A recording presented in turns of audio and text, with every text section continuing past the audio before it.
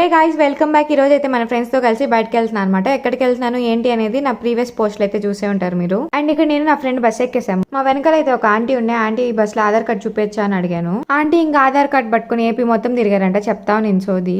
ఇంకా ఆర్టీసీకి అయితే వచ్చేసాము. వీళ్ళైతే నన్ను తిట్టుకుంటా ఉన్నారు లేట్ చేశానని చెప్పి. యాక్చువల్లీ 7 o'clock అనుకున్నాము, కానీ ఇక్కడే 10 చేశాను. నేను రెడీ అవుతా. బస్ లో మేము చేసిన గలబాగ్ పాపం నా పక్కన కూర్చున్న ఆంటీ లేసి వెళ్ళిపోయింది. ఇంకా గూడూరుకి అయితే వచ్చి మిగతా ఫ్రెండ్స్ అందరిని కలిసాము. వీళ్ళు ఇక్కడ కూడా నన్ను తిట్టుకోవడం ఆపలేదు.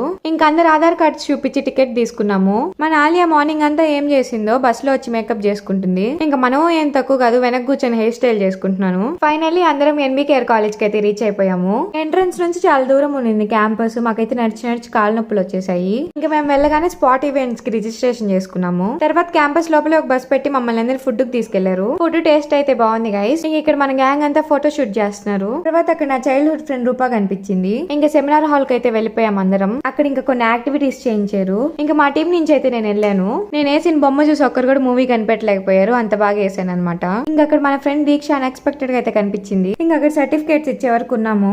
అసలు వెళ్ళిందే పార్టిసిపేషన్ సర్టిఫికేట్ కోసం. Finally got it. ఇంకా సర్టిఫికేట్ తీసుకుని ఎన్బీ కేర్ బస్సెస్ లో అయితే స్టార్ట్ అయిపోయాం ఇంటికి. That's it guys, see you on next